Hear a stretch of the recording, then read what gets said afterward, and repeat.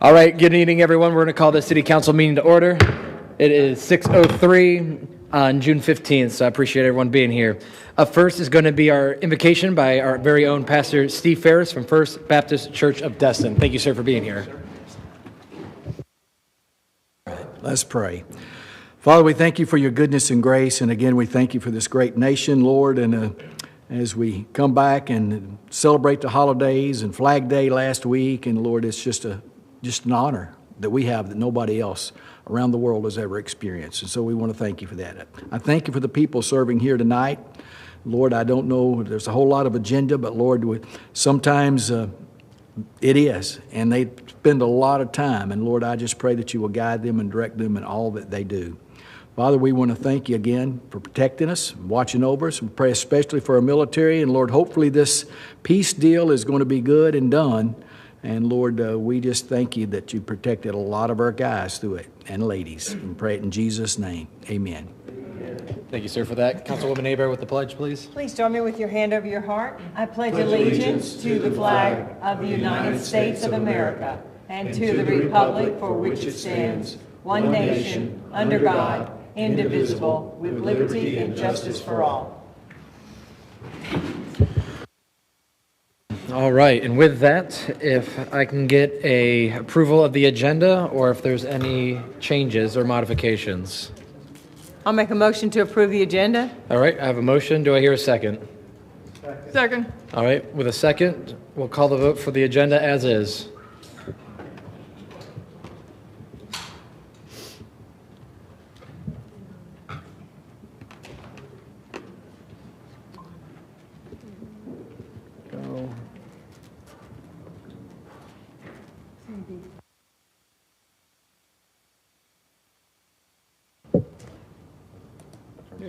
All right, ayes have it, 7-0, so moved.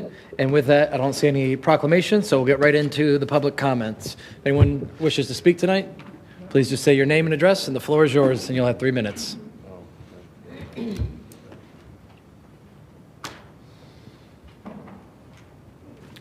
All right, my name is Ricky Lynn Grant Jr., 175 Main Street, Destin, Florida, 32541, USPS General Delivery. And highest and best use is what I want to talk to you about tonight. And I want to talk to the public about highest and best use because I'm looking for a commercial operation, I guess, with projected net operating income of $1.2 million.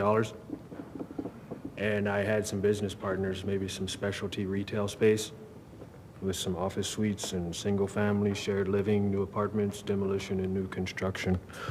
I was thinking maybe Mountain Drive, Holiday Isle, maybe even Okaloosa Island. Type of development if they're gonna be, you know, building high rises in Walton County or, you know, making a big city in Northwest Florida. I'm trying to, you know, just be a visionary, you know, CEO. But highest and best use is kind of what is the most ideal scenario for me and my family in Okaloosa County, Bay County.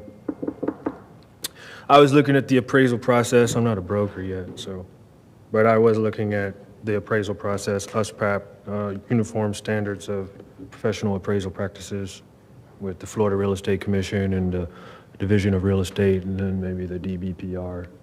So I'd like to talk to them at some point. There's no timer, so I don't even know how much longer I have. Is it even going, the timer? Is the timer going? Actually, we're getting it up right now. The time, see, I thought the timer was going artificially, but I guess I can start over. I got you 2 minutes down, so I'll start for another minute here. If you want to Okay, keep another rolling. minute, okay. Scope of work. Yeah. And then I was looking at irrigated farmland, water supply is adequate, crop production, and then trying to identify maybe a property site to build on, like I said, maybe a commercial operation, and then final reconciliation, sales comparison, cost depreciation, income capitalization. I just work from home, so just kind of let my brokerage be there, work at home, and then start on the beach houses. But yeah, maybe we can get more in depth in that someday. But that's probably. Oh, I got a minute and 34. She gave you a whole other 2 Oh minutes. yes, I got some other stuff I want to talk to you because this social media. I got a minute and 30 seconds left. I'll give you 30 more seconds. We'll count 1 minute as 0. Oh my goodness, man! You're about going to be at 5 minutes. You're welcome. You're going to turn up the tempo, the money chain. I got my social media stuff out there, man. So I'm trying to make the most of social media. I don't just want to be on there. So I'm trying to make the most of my social media marketing, so I can get to C-SPAN or maybe some more type of global leadership. And, All right, final thoughts. Final thoughts. All right. You're over. Oh, okay, yeah. Well, anyway, I wanted to share the high-level stuff, like we taking real seriously, like the highest and best use for the commercial operation, and then projected net operating income of $1.2 million within, my agency. I'm just an agent right now, but I'm trying to be a broker. Good Maybe even a lawyer. Thank you, Ricky. All right. Anyone else? Public comments? Yes, sir.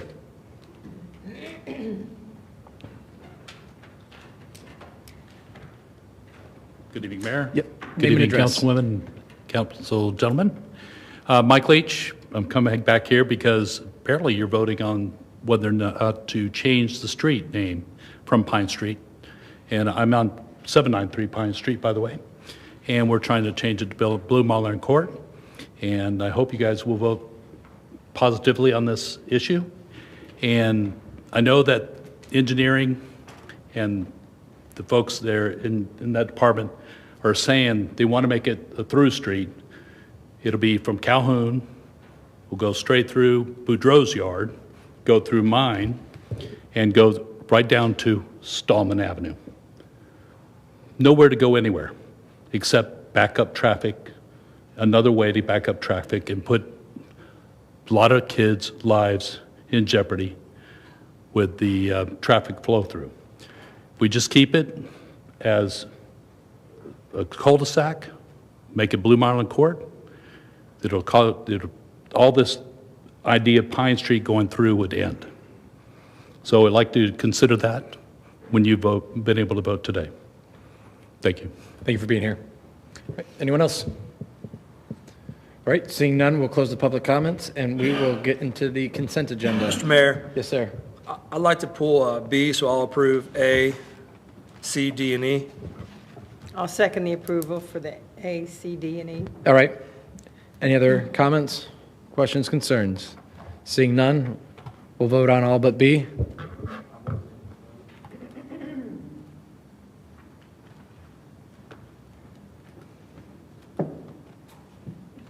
Mine went uh-oh, something isn't right. Yeah, mine's uh-oh. You want to just do a verbal? Just hit X and go back in.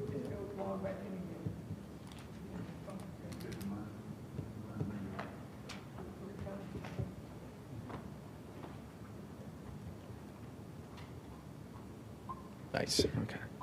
All right, ayes have it, so moved. All right, Councilman Schmidt? Yes, sir. What was the original $29,000 deal that we have in place with BECI? The original contract with them was for the bid documents and the scope of work and the assessment of the building.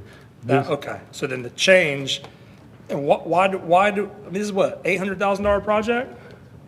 The roof is 600 and some thousand. And why do we now need to hire them to do the CEI? Well, because they're not doing the roof. Right. I mean, the idea is we're going to need to keep an eye on the contractor so we don't end up where we are now, where we can't verify that So when you pay somebody nearly $1 million to do a job, you have to then pay somebody $30,000 to make sure they're doing the job right? that's not unusual. And we don't have any of our continuing services contractors that we have, these companies that we hired to do these things. I thought we had people to do some of this stuff, manage projects. Probably not on a construction type project, more engineering and, roadways and those type things, but I would think on a roof project, it'd be pretty special. And so we can hold BECI responsible if things aren't going well then? That would be the part of their job, is make sure it moves smoothly, to certify that what we're paying for gets done from a material standpoint and an installation standpoint, so that somewhere in the future, if we have an issue, that we can verify that it was installed properly, that it was the right material that we spec'd out. I think part of the issues we're having with a less than 15-year-old roof now was that there was no one watching it when it was installed, and may have led to some of the problems we're dealing with today, and we're trying to avoid that moving forward. Where did this request come from? The request from them to offer this, well, it was part of their original package that if we wanted to at this point, we could engage them to do this work. Okay. So, All right, appreciate it. sir. Councilman Braden? Yeah, I just want to give a little more insight on that. Probably, I don't know, it had to be 10 years ago that any project, I couldn't remember the dollar amount, but it had to be over $500,000 or something. We needed somebody on the job watching it, because 90% of your contractors, as soon as they get awarded a bid, the first thing they're doing is trying to cut cost. I was telling the city manager, we talked about this job, a job here in Destin. The contractor submitted his paperwork, got his permit, spec'd the right material for the roof on a house, but had delivered something thinner, cheaper to the job. He got caught. He had to eat $80,000 worth of roof material and then order the right stuff. He spec'd the right stuff, but he ordered the wrong stuff because he's trying to save money. So yeah, anytime we do something that's, I would at least, I could go less than $500,000, but other than that, we need somebody watching the job, making sure we're getting what we paid for. I don't know how they charge it, but yeah, we definitely need somebody watching. Sad to say, we have to, like you said, you spend $500,000, a little over $500,000, and then you got to go 600 and something thousand for the roof. Yeah, and then you got to hire somebody to watch the guy, but it's the nature of the beast. Thank you, Mayor. Thank you, sir. All right, appreciate the insight. All right, any other discussion? Motion to approve. Thank you. Do I have a second? With a second from Councilwoman Aber. Seeing no further discussions, we'll call the vote.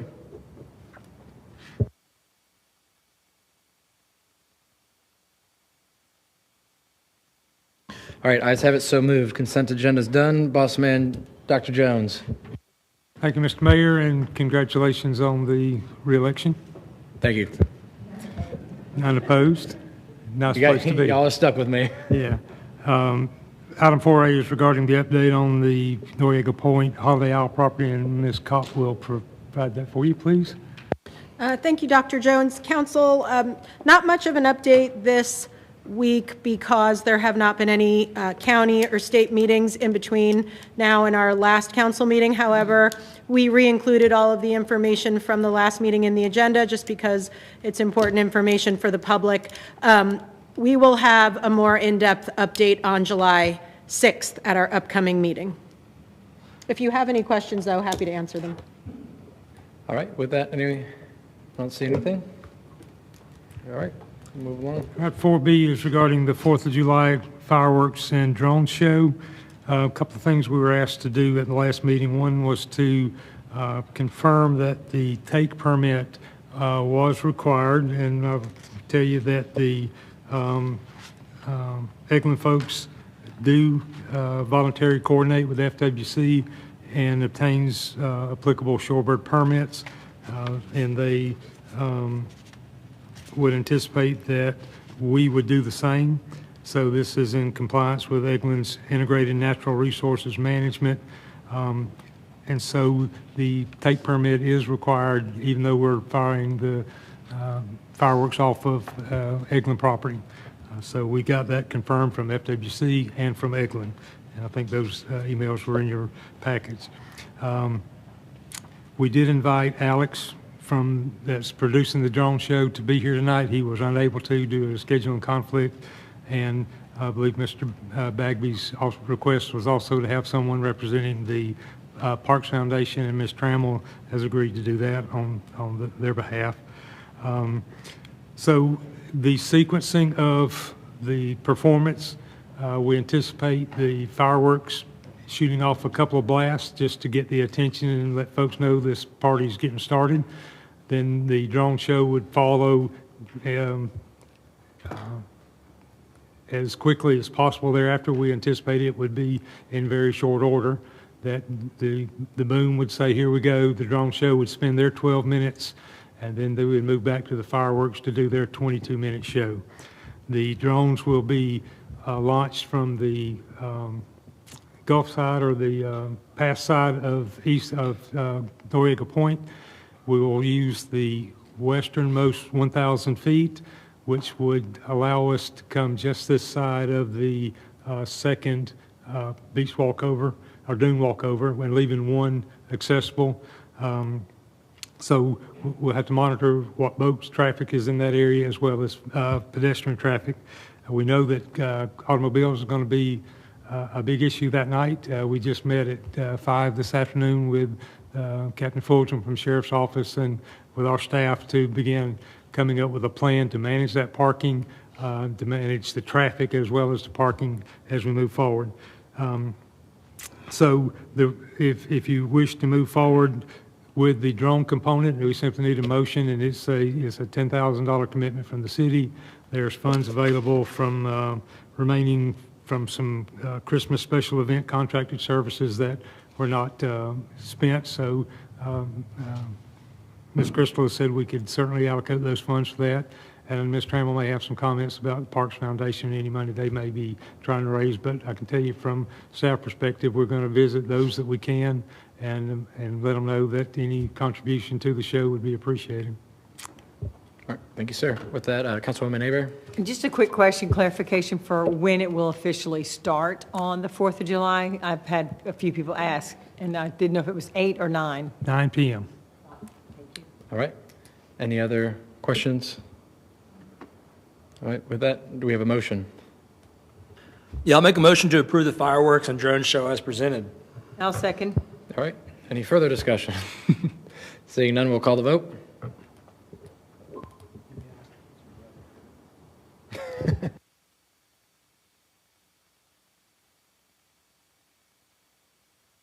All right, ayes have it, 7-0. We're going to have about a 30-minute presentation that evening, 9 o'clock to about 9:30, 9:35-ish, correct? Whatever 12 and 22 are. Yep. Public math is not good. All right, Dr. Jones. 4C is regarding the underground utility update. Took a pretty hard stance at the last meeting, and we apparently got someone's attention because they got out there and got the job done. Imagine that. So the following Wednesday, they achieved substantial completion. Our consultant went out and confirmed that. However, they were still 21 days late, so that is a liquidated damages amount of $31,500. We were asked to continue conversations with FP&L to determine if there was any means to mitigate those dollars, and to date, we have not come to any conclusion. So our recommendation is that we direct our finance department to withhold $31,500 in liquidated damages from the final payment or the retainage, whichever is most appropriate, but to ensure that we capture those funds, and to continue the conversation with FPL that if they come up with a plan that's acceptable to council to mitigate those dollars, we'll bring it back to you for your consideration. All right, with that, do I hear a motion? I direct the Finance Department to withhold $31,500 from the final payment due to ADS and instruct the city manager to continue negotiating a mitigation plan for presentation to the city council at a future meeting. I'll second that. Got a motion by Councilmember Morgan, seconded by Councilwoman Aber. Councilman Nelson, for discussion? Yeah, I'm kind of like the guy that, well, it was a problem, and then 2 weeks later, it's not a problem. I wonder what the definition of substantial completion is. I wonder if our consultant has the legal ability to define our contractual verbiage. I wonder what they did to come to a conclusion that it was needed 2 weeks ago and now it's not. Surely they have some kind of a paper trail where they consult, where they went in the field and did inspections, did something. And at this point, you know, I have no faith that that is correct. I think it really should be referred to our underground utility attorney, Mr. Shep, and let him come back with an opinion on how all this goes down. And just to be positive with our friends in the undergrounding utility business, I'll make a substitute motion that we withhold $100,000 until we have been satisfied that this is the correct action. Yeah, and they also, when I read the letter, they say they're ready to start transferring over power, except for they really can't give us a schedule because they don't know. They haven't contacted people. I mean, there's a list of reasons why they're going to start transferring power, but we really don't know when. I'd like to know a date when they're ready. And I've just got lots of questions about how we went from one position to all of a sudden, nah, we're complete, only 15 days behind. So I've got a number of questions, and I'll make that substitute motion so that we have a little more leverage when we talk to them to try to find out how in the world that all changed in a 2-week period. All right, I have a motion and a second on the substitute motion. Any further discussions? Thank you. All right, I have a substitute motion on the floor. Any discussions on the $100,000 withheld motion? That was my question. What exactly was the motion, to hold 100,000 plus? Yeah, the original motion. Go ahead. Yep, the original motion was to withhold 37, which was the equivalent of what, the 15 days they say they were behind? Right. And 100,000 is more toward the figure that we were talking about 2 weeks ago, just so that we know that the consultant who now says they're complete substantially did some kind of a inspection, did something to come to that conclusion other than just one or two. So the motion is to withhold 100,000 plus we want some answers of, in addition to the 100,000, or? Yeah, we're asking for some answers from the consultant about what they did to come to that conclusion, which was dramatically different than the one 2 weeks ago. Okay. Councilman Bagby. I found it, okay. Yeah, the motion is to withhold 100,000 and then show your work. And then have the work that they provide us shown to Mr. Shep and have him do an analysis that says, Exactly. yep, everything's done, or if we need to, we'll hire an engineer and then we'll charge them for that too. That's what I was hoping for. I just want to make sure the motion was, Okay, yeah. was that, yeah. Thank you for that clarification. Thank you. I'll miss you. I will miss you more. All right. Mr. Destin, did you want to tie in Chef Wright somehow to the motion? Did we Sure. need anything from Chef? I'm sorry. Are you? Did we need anything from the attorney, from Chef? Yeah, we're going to let Shep look at it, review it. Any other discussions? Seeing none, we'll call the substitute motion.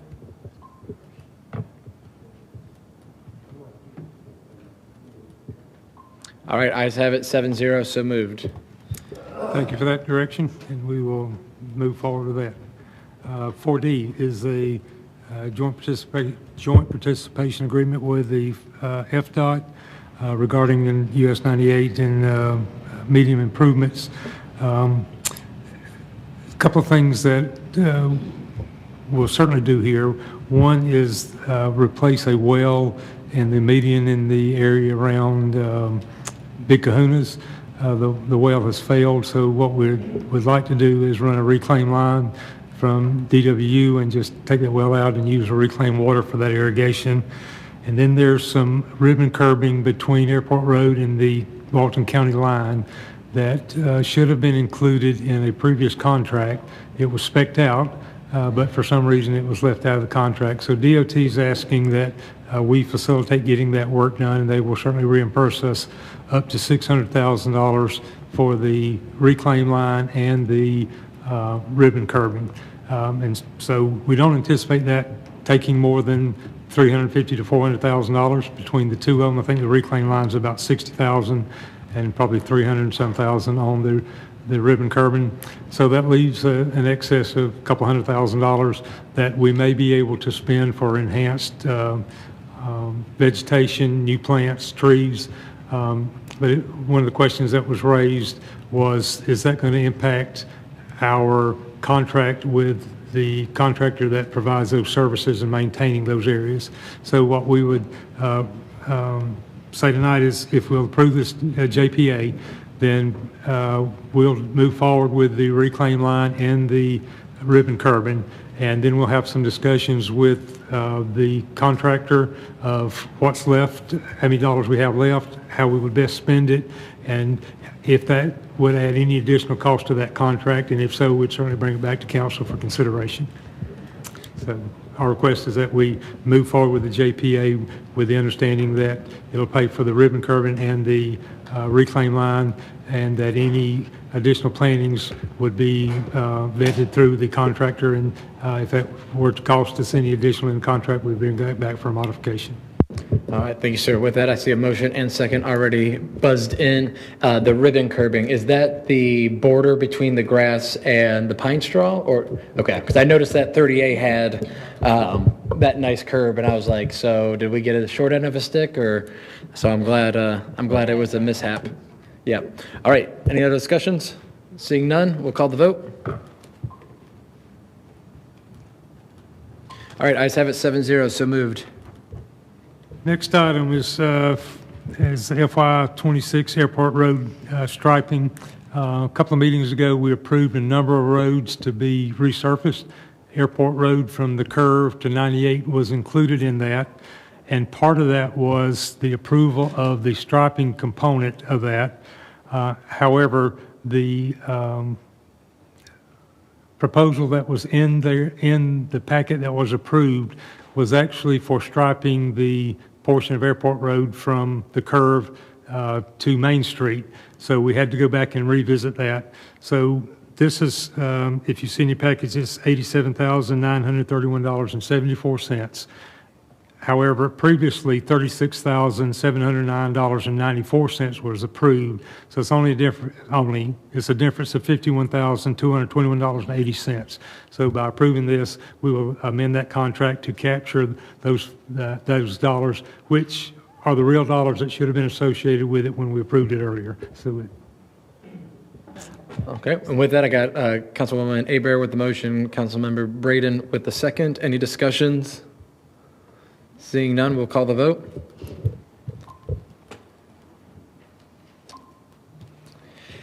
And just for housekeeping, I'm assuming you guys, when you're doing the motion and second through the system, you're doing what is on the paperwork. Okay, just wanted to make sure everyone's on.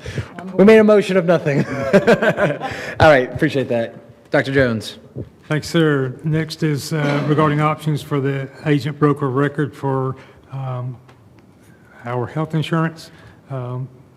Tonight before you is one of two options is to renew the current agreement as it's a 3-year term with a option for 2 annual renewals, and this would be the first annual renewal in that, or to put the do an RFP and let's take proposals on some options that we think may have some merit to be considered. Mr. Destin asked a few meetings ago for us to have some conversation with the school board and the potential of maybe partnering with them in a clinic. So we had some great conversations with them, and that was not going to materialize, but they did share some other ideas with us, specifically that the tax collector's office has utilized a pool with the Florida Sheriff's Association that they are real pleased with, and it's a self-funded model that allows them to do a number of things. We actually reached out to the Sheriff's Association, and they were not accepting municipalities, but between some connections we had with a couple sheriff's office and our Sheriff Aiden reaching out on the city's behalf, they have agreed that they would consider accepting the city of Destin as their first municipality into this pool. So if we go out for bid, that certainly allows us to at least consider those options. The current provider is certainly, we would anticipate them making their proposals as well, and we would certainly give that due consideration. But it would be our recommendation that we move forward with an RFP just to see what options are available, that we try to come up with a more sustainable means of providing health care services for our employees. All right, thank you, sir. And with that, I have Councilman Bagby and Councilwoman Trammell for the motion and second, and Councilman Bagby on the floor. Yeah, and I appreciate you on the joint agreement on the highways there, looking into that. That will be a recurring theme tonight, is we need to look at some of these things a little more closely from a fiscal responsibility. I know we talked last meeting, that's only a 4% decrease or whatever, but that 4% is real. And we need to make sure that we're getting maximum effective benefit out of every program, every service, everything that we're doing. And so that's why I'm supporting that we go ahead and do an RFP and see, is there a better solution out there? Because anywhere we can save money or get better benefits, or both, we need to be doing. All right, Councilman Destin. Just one question. This would be the first one-year extension on a century, right? That's correct. And if I'm a little confused on how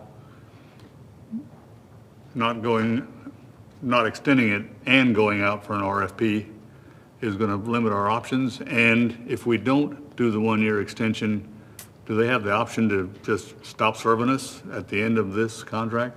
I wouldn't want us to have some kind of a gap. I wouldn't anticipate that.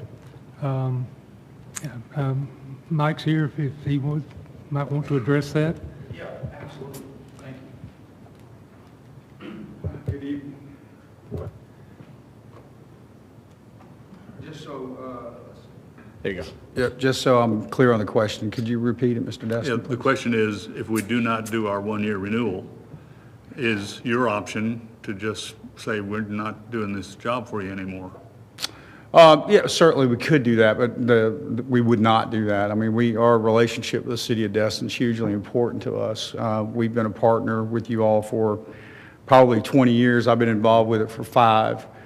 As you all know, we look at the health plan every year, and we've had difficulty getting it underwritten due to existing claims experience.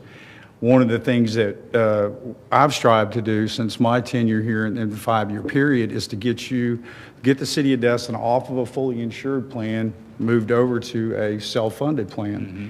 And unfortunately, due to circumstances at that particular last 12, 18 months, we weren't successful with that. This past year, we made a move to take our initial steps into self-funding by implementing the difference card.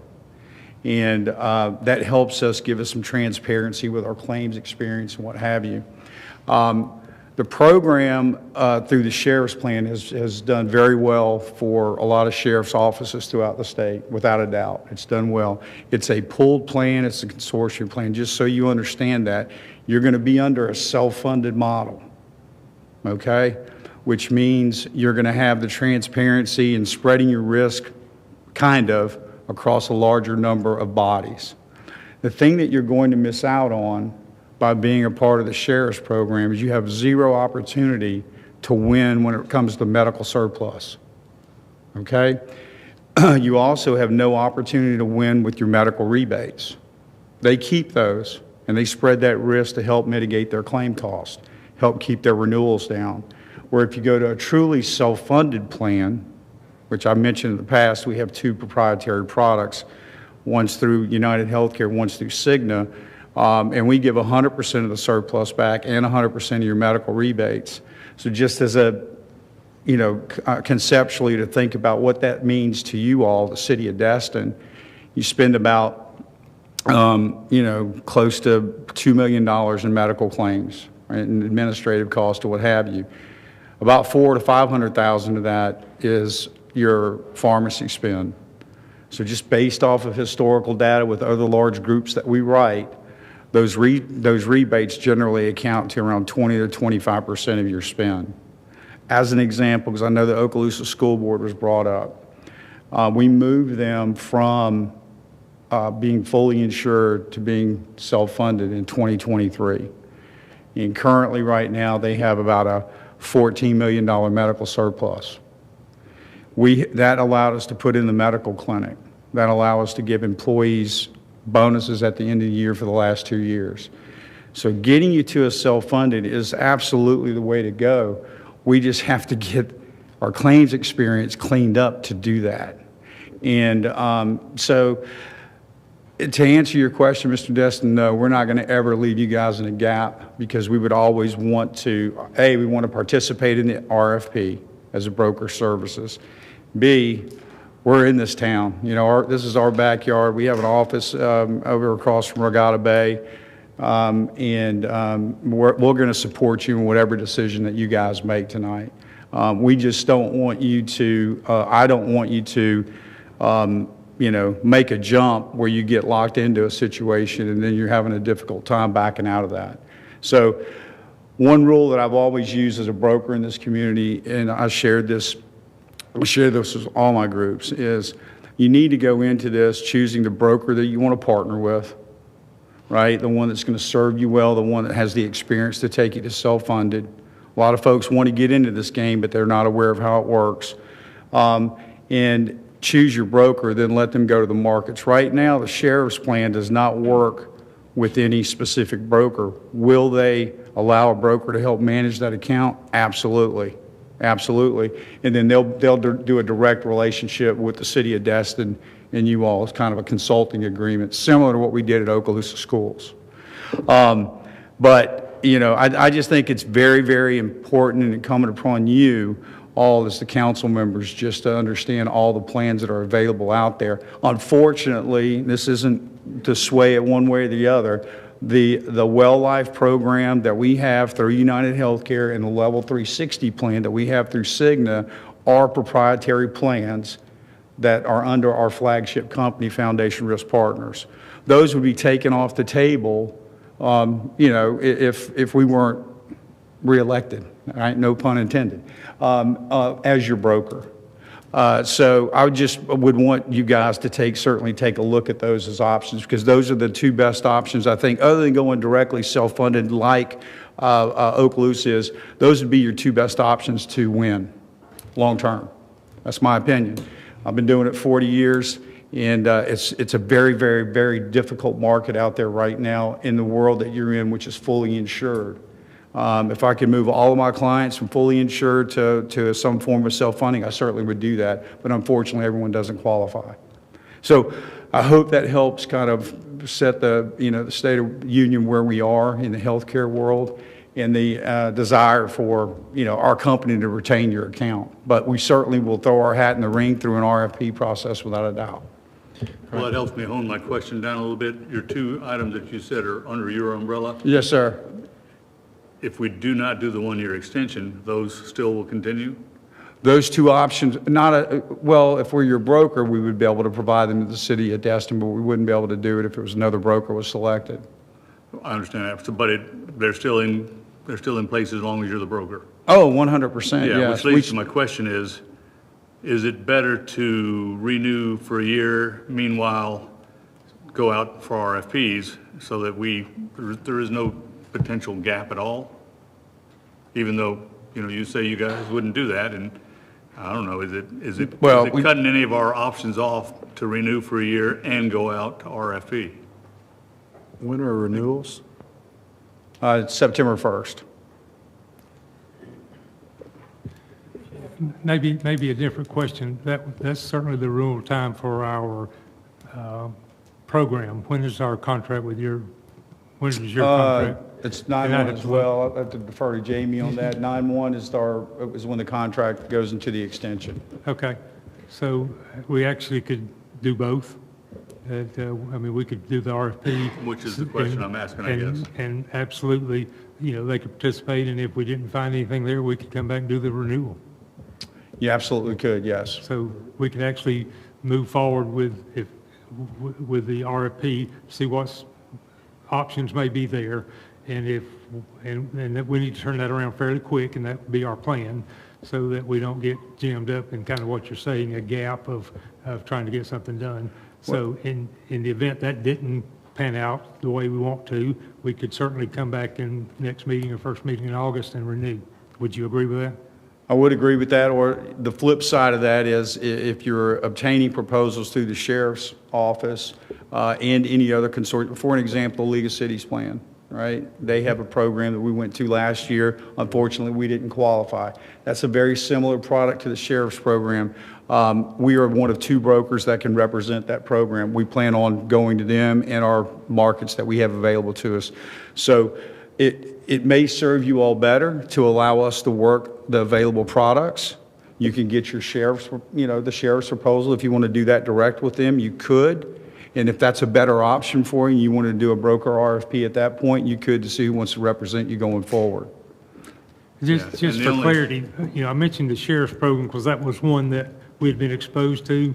We're certainly not committed to that, but only to take a look at it and see where it might benefit us. And The so- only thing I would point out is, we've got 2 months, July and August.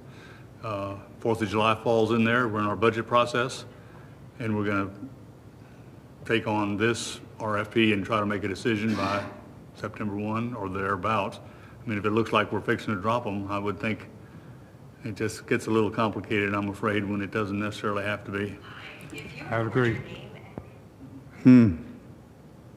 All right. Councilman Bagby. Yeah, is there a notice clause Not in under our, their, not under our contract, no. If you Okay. decided you wanted to go out to an RFP Yeah. and make a decision, you have the option to do that because the contract extension's not Yeah. up until, yes, sir. Yeah. You would be fine. okay, because, my issue of supporting the RFP is y'all, I expect y'all to bid. I expect you to probably win, but you may not. I don't know, because I haven't looked at the sheriff's thing, or any of the other options. I know there are a couple others. Yeah. But I want to make sure it's a little bit, and I know y'all wouldn't do this, but it's a little bit about like the undergrounding of the utilities. All of a sudden, people get focused, and the number got lower, or and so I just say, let's get everybody focused while we're in the budget season, and see where it goes. But I expect, and I know I've had y'all at Rosemary, I had you at One Seagrove Place, I've had you Yeah, we're in a lot of Chamber places. of yeah, Commerce. yeah, I've yeah. had you every place I've ever been. Yes. But I just want to do fiscally what's best for the city of Destin. Sure, Yeah. absolutely. All right. Seeing no further discussions? Thank Seeing you. none, we'll call the vote on the floor, which is as written. I do not have it in front of me. we like doing this new thing now where you just press the button and make a motion? We're trying it out, I guess. Can we not make motions? Yeah. Yeah, I mean, they motioned in second, so Councilman Bagby, if you want to read it, or, I don't think the public knows what we're doing. yeah. Yeah, I was kind of iffy on that. Okay. Yeah. He'll read I it. move to authorize the staff to issue a request for proposal for insurance agent broker of record services for employee benefits and return to council with a recommendation for contract award following the completion of the evaluation process. Thank you, sir. All right, and I have the second with Councilwoman Trammell. Seeing no further discussions, we'll call the vote. Or Kevin will vote. Yeah, I have a question. So Mr. Destin said you have to have all this done in the next 60 days, right? Approximately, and back to us? That's all this needs to be done and come back to us by September 1, which is our date that we're. By, so middle of August? But Is that doable, Larry, We certainly think it is. to go out to bid? Yes, sir. And he also says they will not terminate their employment with us, so we have their word on that. Just, I hate to rush through things. This is, I voted yes, so what the heck? We have a renewal option with the current provider. So, I mean, that's going to stay in play. There will be an increased premium on it, I'm sure.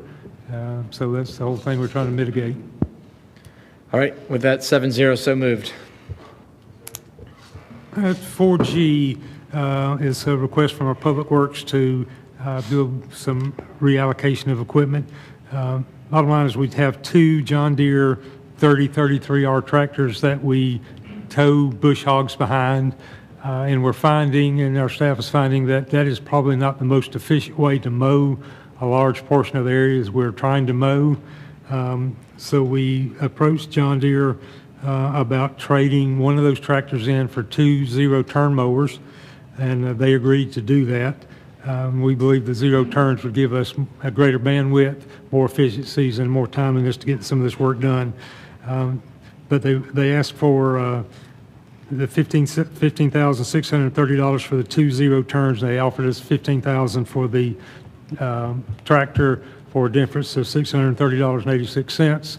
And that's what you see in your packet. But since staff has gone back to John Deere and said, nah, we don't give you $600. If we do it, you're going to have to do it even. And they said, fine. So if we want to move forward with that, there's no dollars out. It's just a swap of the tractor for the 2 mowers. And we will retain one of the tractors because there's a lot of things we can do with it. And some of the places we do need a bush hog. All right, thank you, sir. Councilwoman Aber, read the motion. I'm sorry, Trammell. Aber with the second. I move the city council to approve equipment trade-in and purchase as requested and direct the city manager to implement the action. All right, thank you, ma'am. And with the second, do I hear any discussion? Seeing none, we'll call the vote.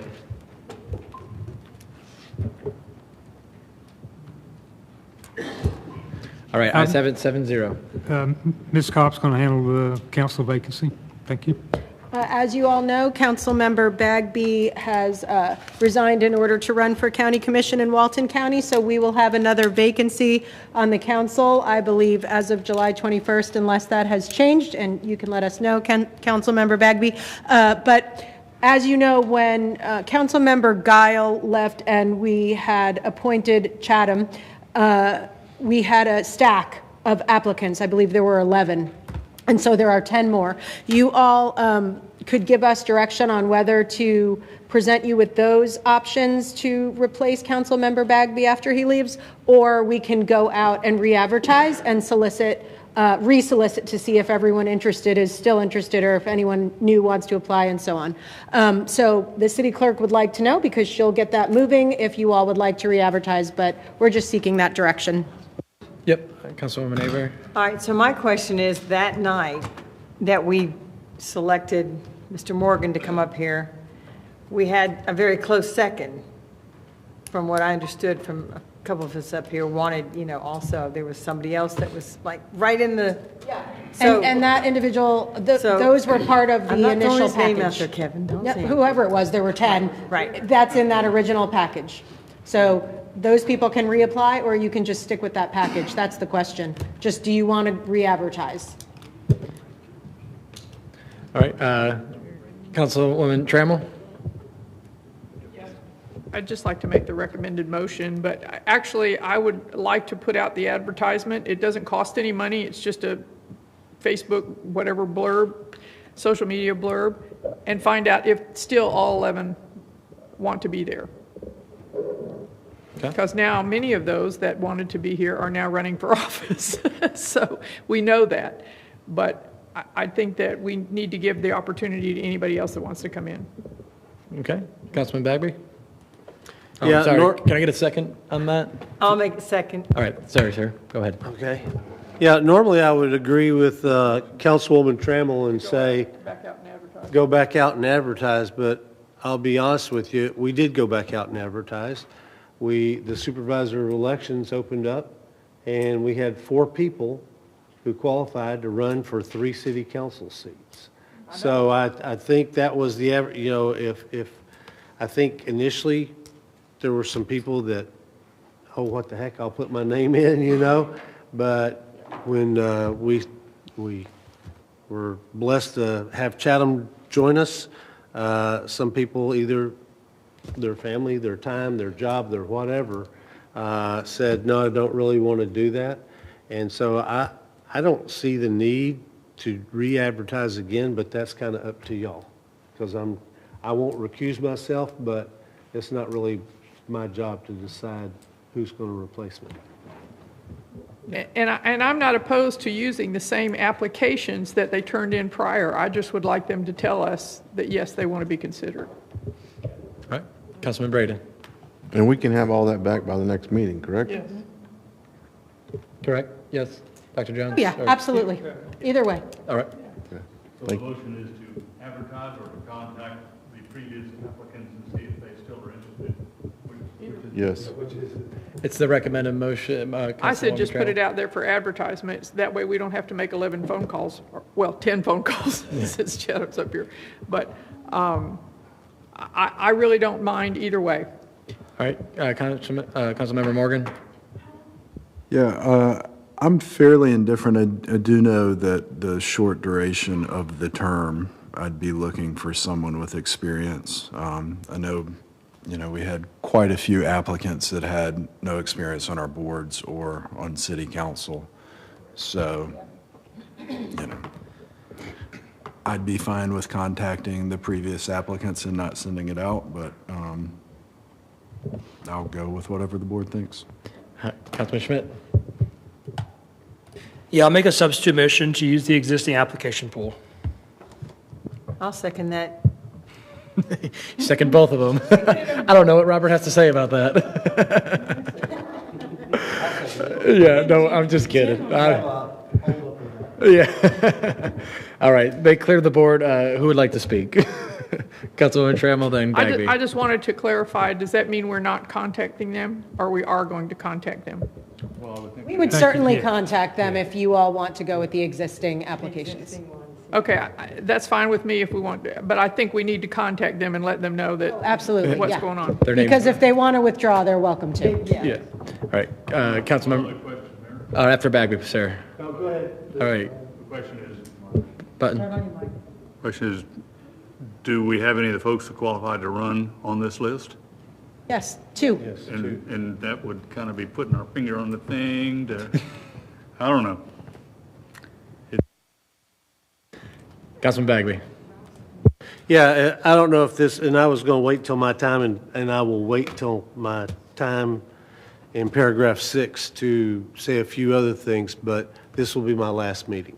So I would encourage y'all, anything that would speed up the process. I do understand the wait thing, but there's 4 running for 3 spots. I can tell you 1 or 2 of them probably going to be, the other 2 I'm not sure. But this will be my last meeting, so it may come up next meeting where y'all can appoint if Kim, I think you got 3 weeks before the next meeting to contact those people and confirm whether or not they still want to do it.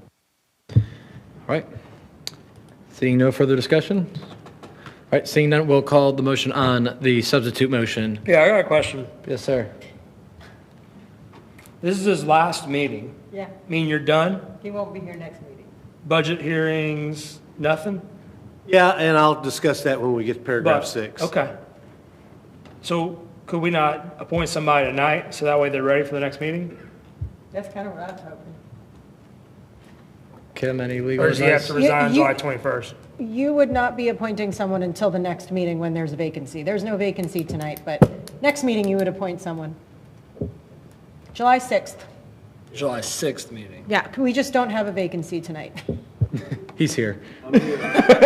Hey, he's not. Yeah, yeah. They're digging the hole while you're still up here. So we'll be filling the position on July 6th, Correct, and they'll take the seat that night? correct. Well, yeah, if you all want, that's the plan, if you're good with it. Okay. All right. Anyone need any clarification on the motion? All right, we're good to go? All right, call the vote on the substitute motion, contacting those that have already applied. Ayes have it, 7-0, so moved. All right. Boss man. Thank you. I was talking, I'm sorry. Item. But it was business. Yeah, it was business, for clarity. Mr. Tomasak has our next presentation is regarding the 3879 Indian Trail drainage.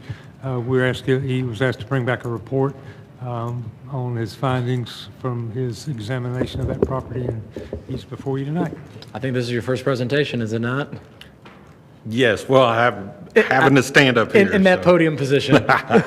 So this is, I would like to say, first of all, this is just part of the report.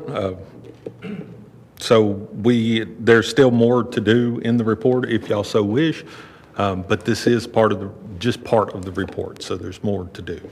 So I will direct you to the screen. This shows the USGS quad map from 1935 that was updated in 1938.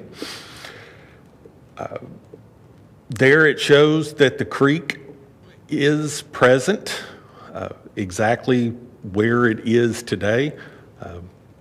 The yellow is the, I guess, the parcel map, or how the tax assessor shows the parcels. So there are several assumptions here. One of them is the roadway itself is obviously not there. So I put that in for consistency's sake. And also I assumed that the Jeep trails were on the ridge line, because that's typically what is done. If you can go to the next one. The next slide is the 2017 LiDAR over today's aerial. Here you can see kind of what the map or what the drainage area is outlined in the purple.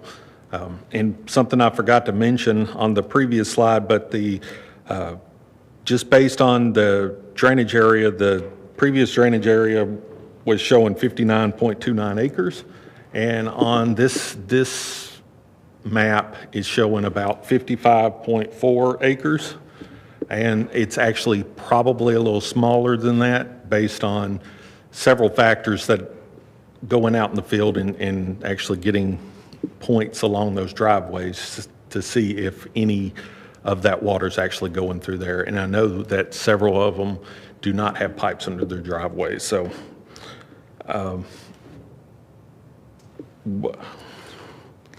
So one of the things to talk about is, so when the county built the road, whenever they built the road, they had a 36-inch pipe in this location.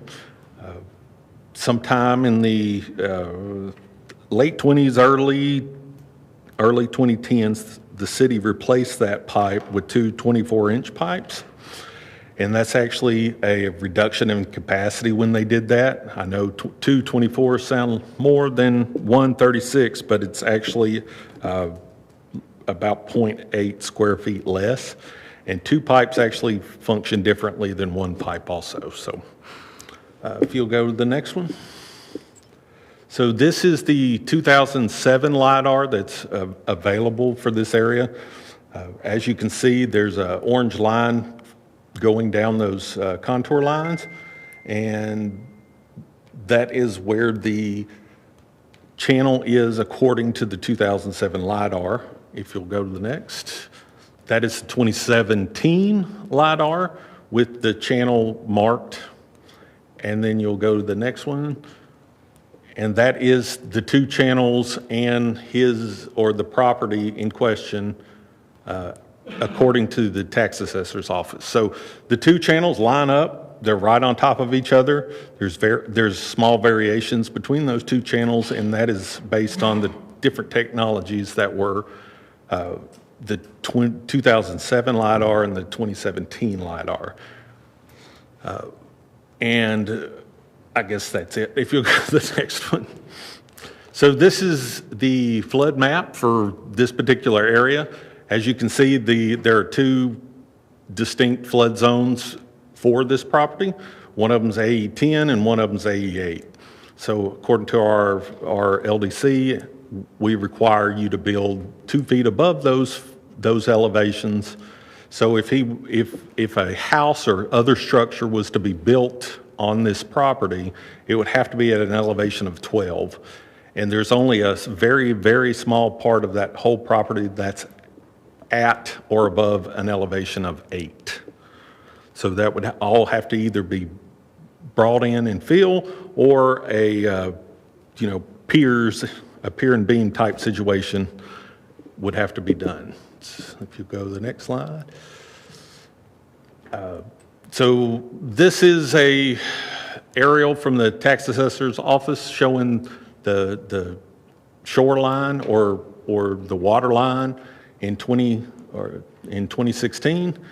And then if you go to the next one, that is the shoreline in 2025, or the water line in 2025. So those are kind of all the slides I had. I do have pictures and a video if you're interested in seeing any of those. So the channel itself is approximately 5 to 10 feet wide in some areas along this creek. It's in very stable condition. I mean, I don't see any kind of shift happening in this channel over the past 50 years. It's very stable. There's trees on both sides of this channel. And there's some very, very old trees right near this channel too.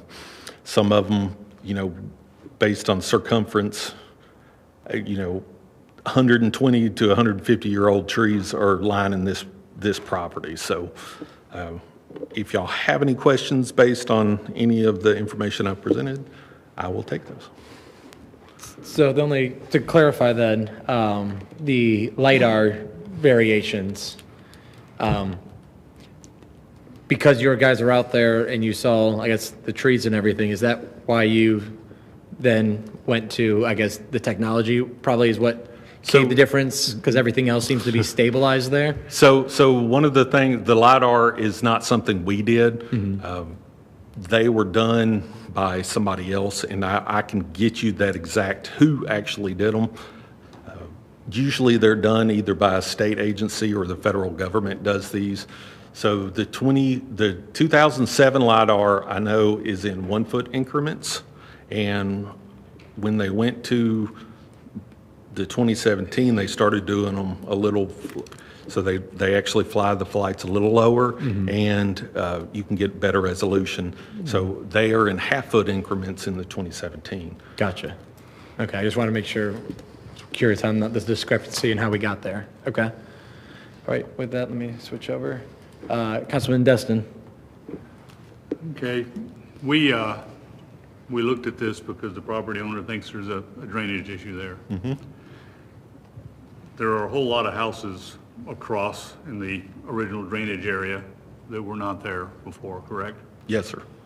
How many square feet do you estimate is now impervious versus what was in 1925 or 35? I have not gotten that far in my report. We could guess it's quite a lot though, couldn't we?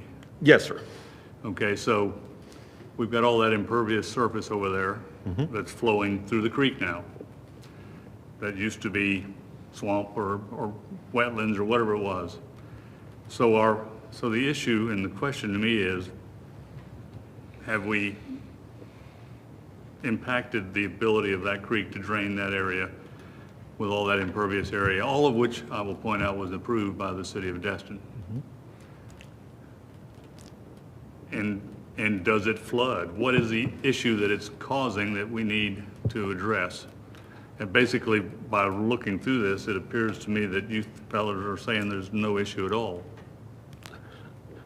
So going back to the capacity of that pipe. So the only way the water can get from one side of the road to the next is through those pipes. Theoretically, unless there's a storm and it goes over the road. Unless it goes over the road. But from my understanding, and I've talked with people that have been here a while, they've never seen water go over that road. Even after the two 24-inch pipes, which creates a smaller capacity. So no, there is not, I do not see an issue on this piece of property. So I don't know of an issue on this property. It's not causing flooding to the house, which is what is usually typical of a problem.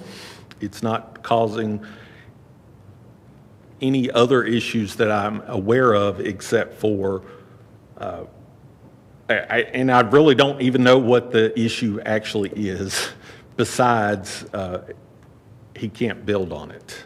So there is an easement? No, there's not a drainage easement. No, sir. There's no easement there at all? No, sir. Mm-mm. And so an easement's not required. I understand that. But no, there is not currently an easement. No easement? Like a drainage easement, if that's what you're asking. I'm asking, is there an easement there? Not a drainage easement, no, sir.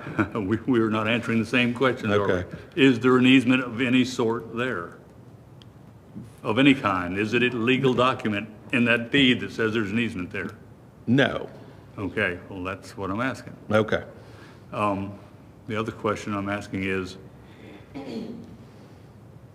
We've put an awful lot of water there because of the development across the road that was not there before. So the volume of water going through is quite a bit more than it once was 50 years ago. Without running hydraulics, I can't. There's no way to answer that question without running the hydraulics, because again, the capacity of the pipe is what is causing, that's all the water that can go through those pipes. You can't add extra water through those pipes because that is the capacity of those pipes. So it is less than it was when the original road was built. We have not done, the city has not done anything since he has purchased the property. And no other work has been done in that whole area that I'm aware of since he has purchased the property. So if we put back 36-inch pipe, would it improve the situation at all? Since he's downstream, I mean, there's nothing to improve. So, I mean, it would move more water through the pipe and through his property because he's on the downstream side. Yep. Okay, well, I'll let somebody else ask some questions, but I know that we did have flooding in those areas on the south side of Indian Trail very extensively when we started giving permits to build all the houses that are now over there that were not there. So we have had flooding issues that we addressed in the past. I'm not sure if this is one that we can address, but certainly all those houses built over there with all that impervious surface. I'm not an engineer, but I think I can come to the conclusion that there's a lot more water impervious surface flowing because it's not being soaked into the ground. So, you know, I'm still trying to get my arms around the problem that the gentleman has that he thinks we can perhaps fix. But if you guys say there's no problem at all, well then, I don't know where we go from there. Councilwoman Trammell? Yes, I just wanted to look at the pictures that you had from 2016 and 2025. And it appears to me that it has gained land at the end of this river, stream, branch, creek, whatever you want to call it. So that's a benefit. Having lived there since 1983, the flooding that we did have was more to the, west. Not on this particular property, but more to the west. And that's what I've discovered through all of what I could find. And we had to do, we replaced a pipe closer to Main Street, and that's a different watershed. So it's not actually coming toward this property. And we, the city did put in drainage under the road that goes down by Century Park to eliminate that flooding right there. And to my knowledge, it hasn't flooded again, except when the culvert backed up because it hadn't been cleaned out. So anyway, that was an issue. So I don't know. I'm going to recommend that we continue on with the hydrology to see where we are with that. Okay. And get all the areas covered at this particular point. But the house, my understanding in looking at the property appraiser's website, the house was built in 1981, which was before we were a city. And still the flood zone existed there, but the county didn't require them to do anything about having it there. So that's also an issue for this. I can understand why he is asking the questions of, you know, why all of a sudden do I have this stormwater coming through? Well, the history is the county basically didn't do anything before when that house was built. So anyway, I would recommend that we continue with their hydrology. That's all. All right. Is that a form of a motion, or is that just a statement for now? I will be glad to make that a motion, but I think that was probably Yeah. what his report needed anyway. Yep, okay, So, okay. So this was for informational, Okay. information only anyway, so. Yes, sir. All right, Councilman Braden. Thank you, Mayor. Okay, Dewey's right, there's a lot of homes been built back in there. I've built some of them. And a lot of that water from a lot of those homes is being shed to the south. And that creek runs under the road to the airport, all the way to Indian Bayou. I've walked it. I know this to be true. Straight south of this man's property, beavers continue damming that up. I know this because I've caught them myself personally. And there's a big lake back in there. So not all that water is being shed in this whole diagram, this whole 50-something acres he's talking about. Not all that water is going to these two culverts. And again, like the engineer said, I don't believe those two 24-inch pipes, not an engineer, but I don't think they're sending more water through there than that creek can handle. If it did, it would be all washed out, and a lot of the vegetation wouldn't even be there. So I'd like to see, some more testing done. How much water can go through those pipes, and what can that creek handle? Does it overflow the banks in that creek and get up in the property and all that because we put bigger pipes under there? I don't know that it has, and like the rest of you, I've never seen the water go across Indian Trail at all during any of the hurricanes, because I'm here running them during the hurricane. So thank you for your presentation. I think you've done an awesome job. Thanks. Councilman Bagby? Thanks, Mayor. I'll vote to let him or agree, but I've really seen enough. Can you pull up the pictures of the trees and the creek flowing, whatever we're calling this thing?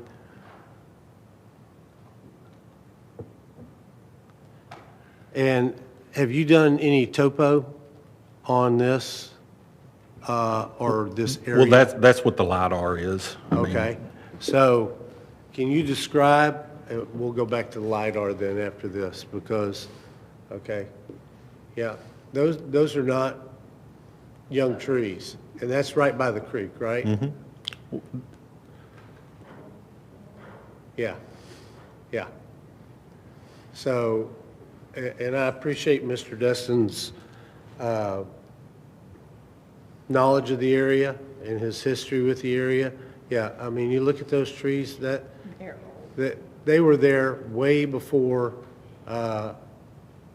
he bought the property. The creek was there way before he bought the property. I go back, could you go to the LiDAR?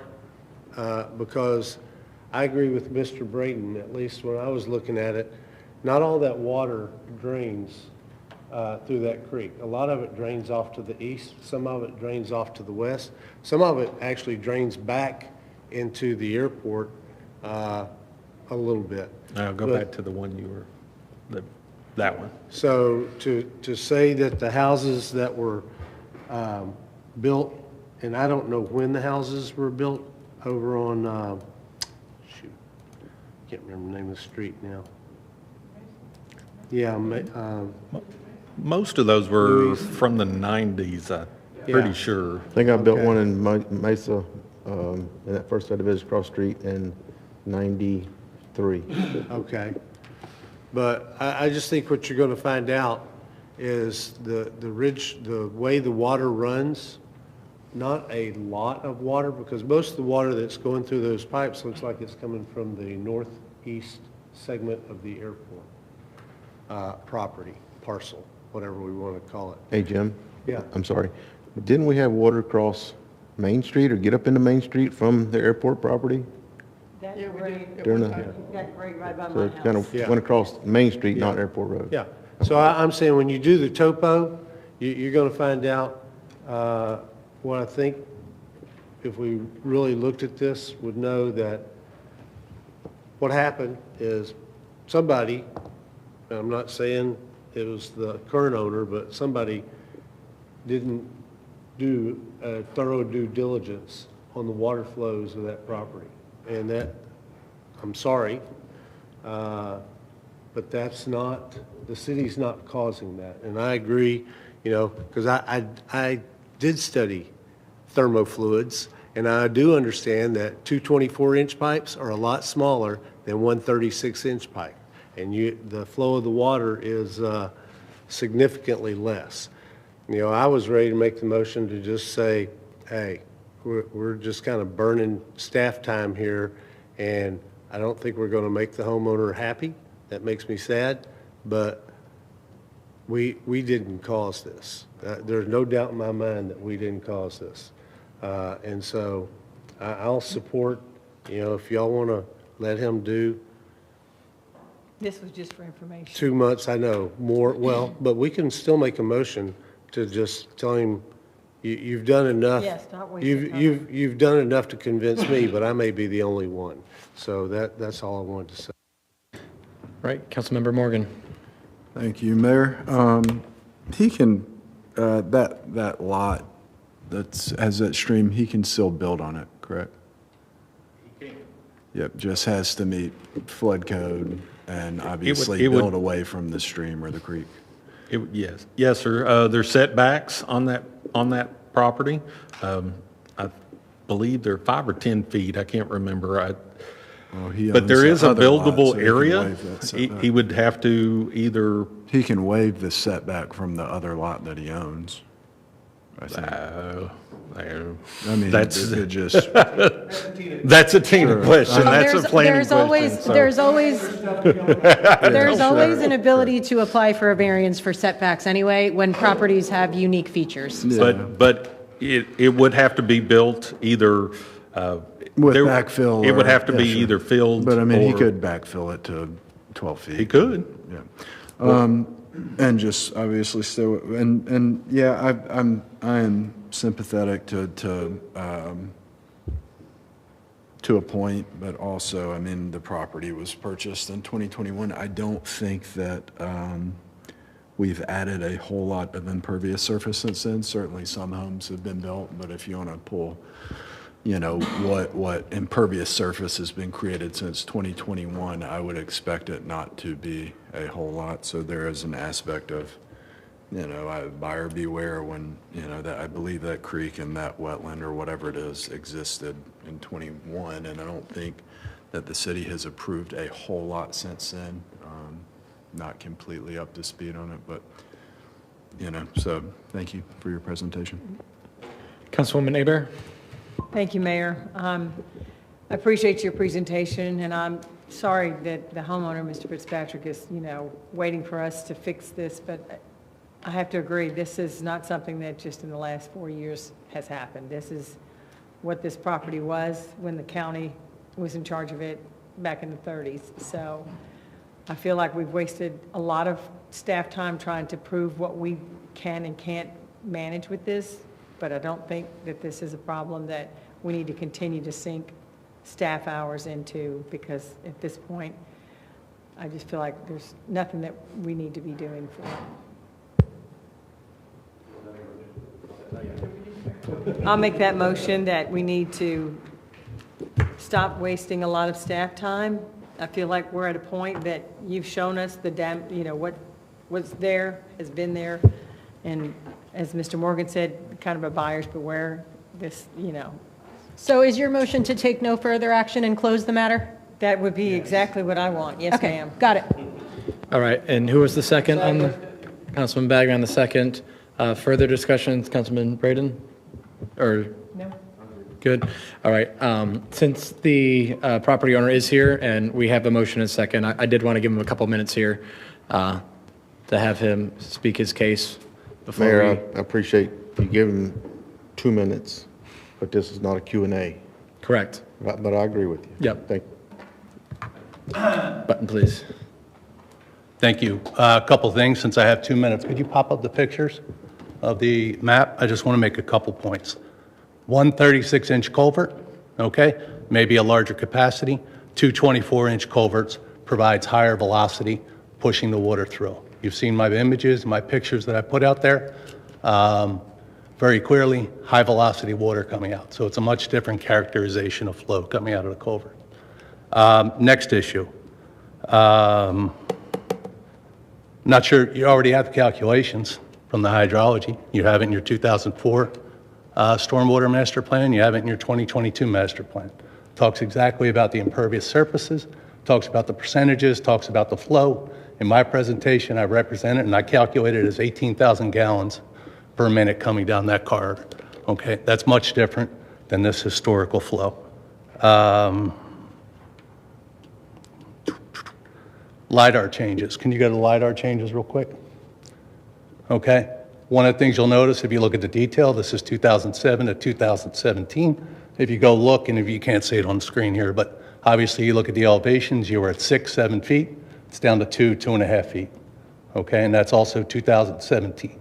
Okay, we're in 2026. Okay, I have updated surveys showing the channel movement. I mean, you know, I provided, I don't know how much documentation over the last 10 council meetings. So you have all the information that's out there. I think it's a little premature. It is obviously impacted, everything that's out there. And, you know, from my perspective, you know, the council can vote the way they will. That doesn't mean I'm going to accept that motion. Thank you. Thank you, sir. All right, with that, I see no further discussion. We'll call the vote.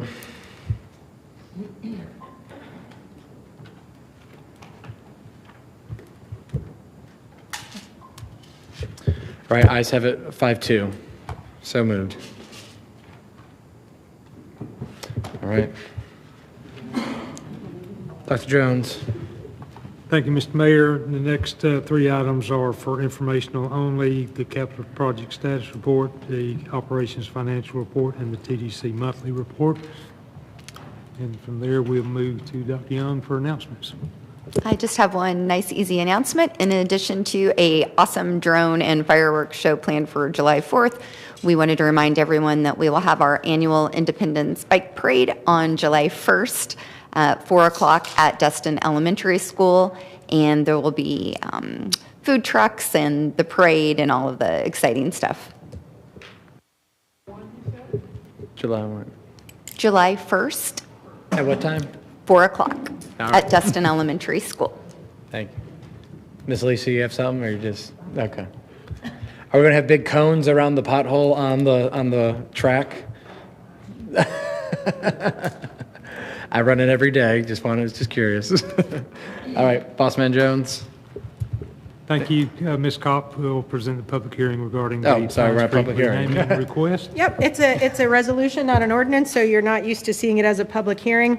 But this is resolution number 2026-15, a resolution of the City Council of the City of Destin, Florida, changing the name of a portion of Pine Street to Blue Marlin Court for the southerly portion of Pine Street, located between the existing Blue Marlin Court and Stallman Avenue, and consisting of approximately 300 feet in the City of Destin, County of Okaloosa, State of Florida. And providing for an effective date, I will turn this over to Ms. Tina Dieter, who will provide staff's recommendations and information. Good evening. The renaming request has been reviewed by the city's Technical Review Committee and received recommendations of denial from Destin water users, Okaloosa County GIS, and the city engineer. The reasons cited are that the proposed renaming is not consistent with county GIS street naming conventions and will create confusion for emergency response personnel.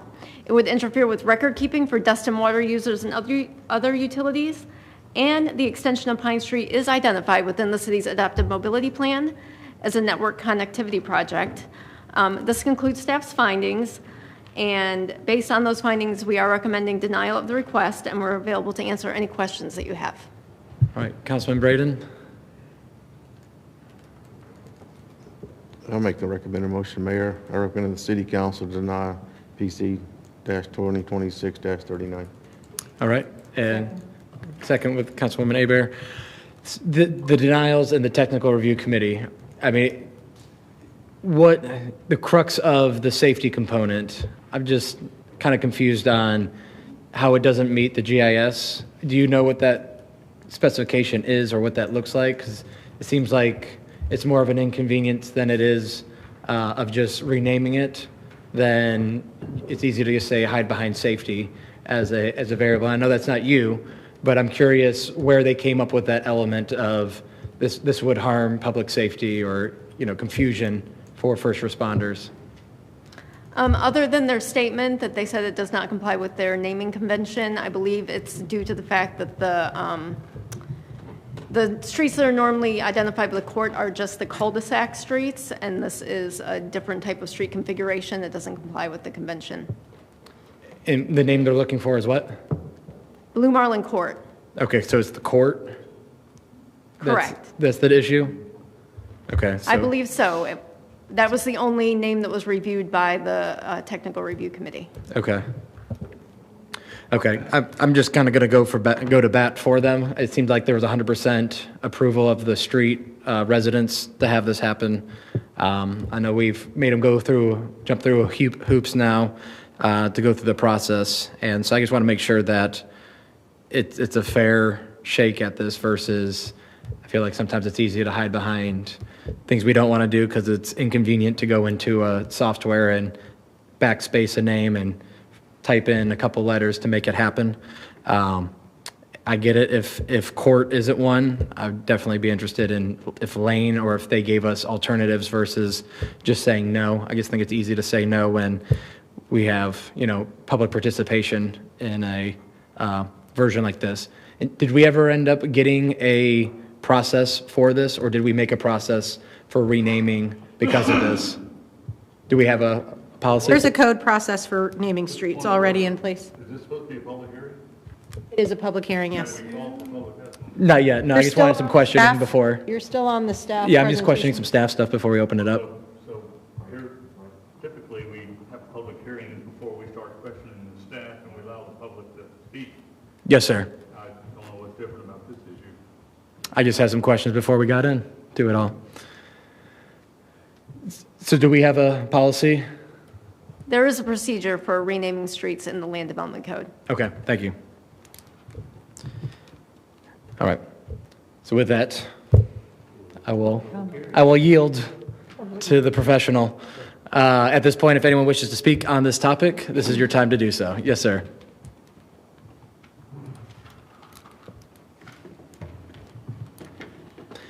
Just hit that button, and we need a name and address one more time. Mike Leach, 793 Pine Street. And that report, I got the report. None of that information was in that report. I don't know where you got that information, and that's made up. I've gone to every single division in this town to find out whether I could rename the street. And no one has complained about it at all. No one. The only ones that are complaining about it is your engineering group that want to make it one street from Calhoun to Stallman. That's ridiculous. It's one street. It's not even a mile long. And they want to close this down. To do that will cost at least $1 million to put the rest of the road in. I don't think we need to spend $1 million to do this street. Plus, we have 11 kids that currently live in this neighborhood. 11. And we have a lot of friends from those kids coming over all the time. So there's more than 11. But we have 11 functional kids in that area. We're jeopardizing the safety of those children, trying to put a through street in. I just do not understand where they get that information. Keep addressing the council, sir. Oh, I'm sorry. Yeah. I get it. Sorry, I've just got to talk it through. Yes, sir. But yeah, it doesn't make any sense. It's just, and by the way, Blue Marlin Court, Blue Marlin Lane, Blue Marlin Roadway, whatever you want to name it, would be fine. But Blue Marlin Court it's just an extension of Blue Marlin Court. And it's very simple. And I don't believe there's any functional name changes that I haven't gone through with the city already. You went through like the committees or staff members? I've gone through the committee. I've functioning, I started sending the letters to you. Mm-hmm. The first mayor that I went through blew me off. Said, no, we're not going to deal with this. You're the first one that actually wanted to talk about it, at least. And the other functions, I've gone to the engineering meetings, which I've been told this isn't going to happen. And I've gone through I had to go through the post office, I had to go through Destin water users, I had to go through the sheriff department, I had to go through fire department, and they said, no, that's no big deal. You named 3 houses on that street. It's Blue Marlin Court. No big deal. And I'm pulling up the map. Basically, Pine Street goes into Blue Marlin Court. That's correct. Okay. I'll make sure I'm in the right spot. All right. Thank you, sir, for your time. Thank you. All right. Any other public comments on this public hearing? All right.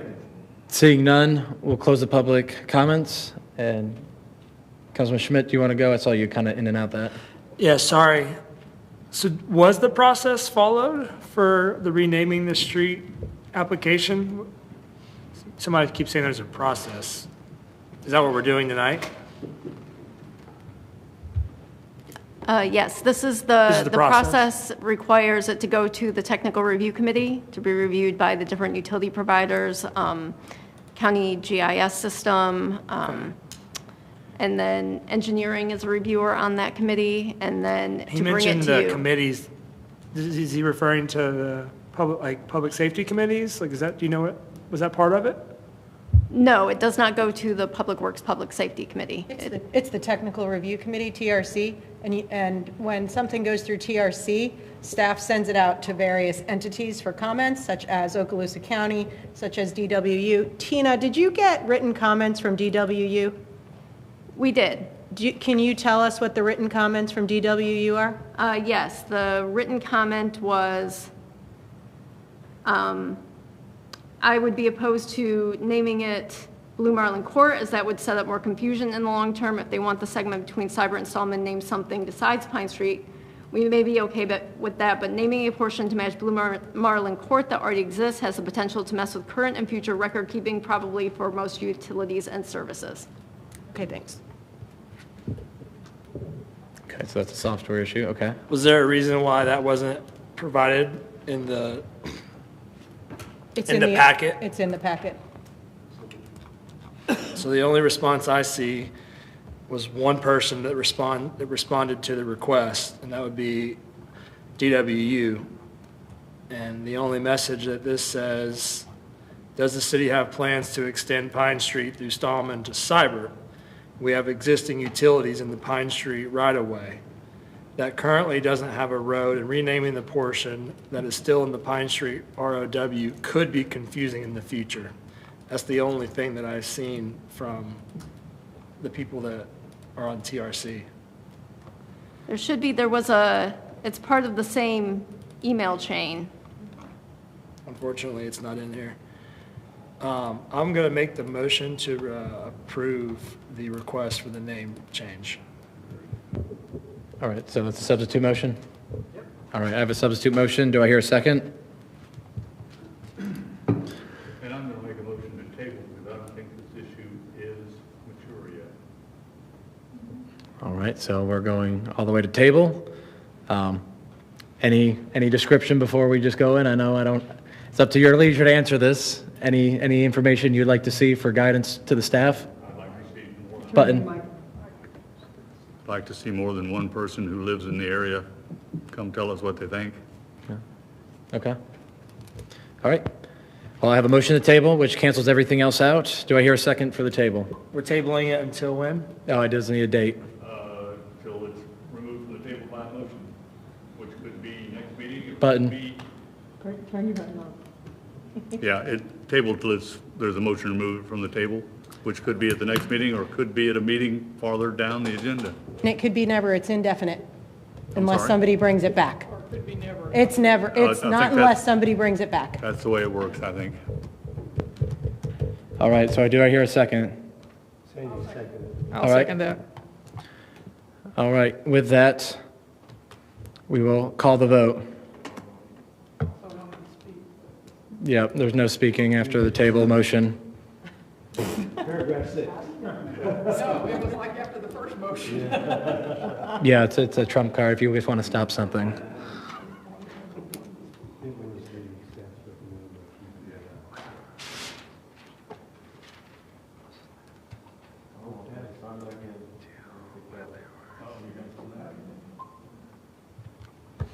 All right, ayes have it, 5-2 to table. All right, moving on. Councilman Braden.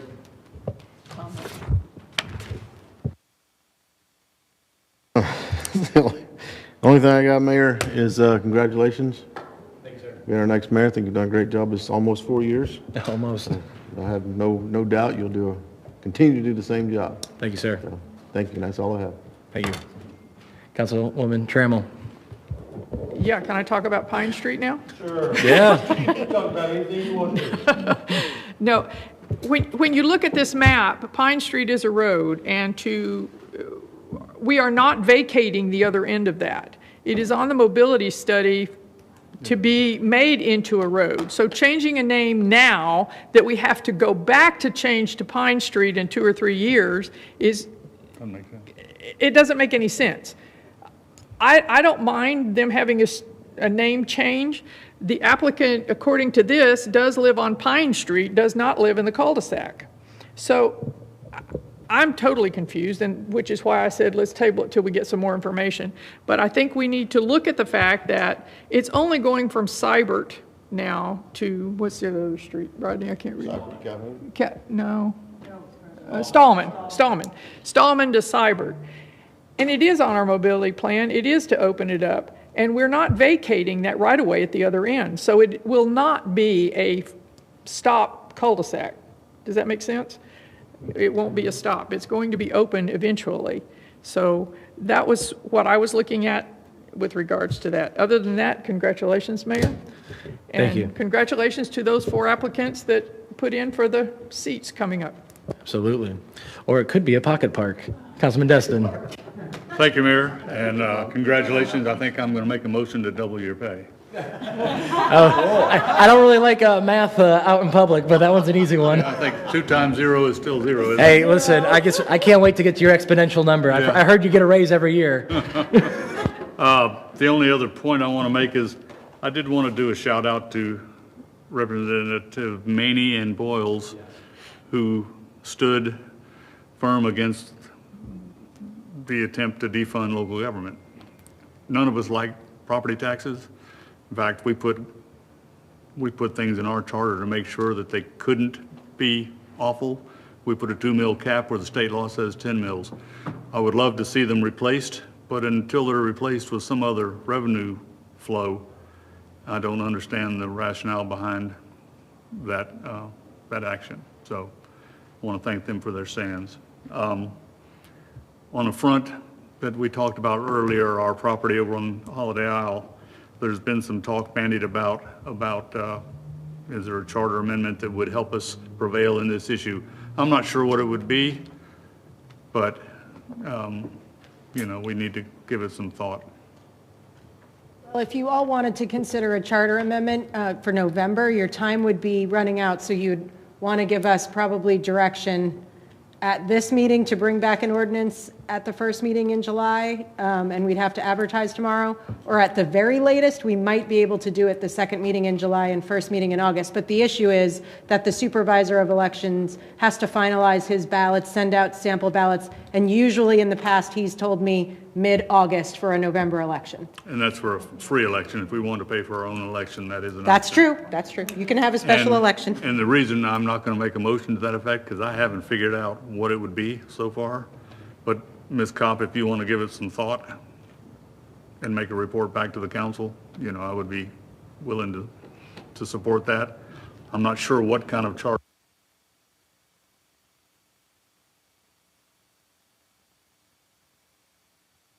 All right. Councilman Bagby. Oh, right. Well, grab your Cokes or waters or whatever. No. Before I want to get a couple of things out of the way before I talk my final point. Congratulations, Mayor. I know the governor is giving a 5-day holiday to state employees.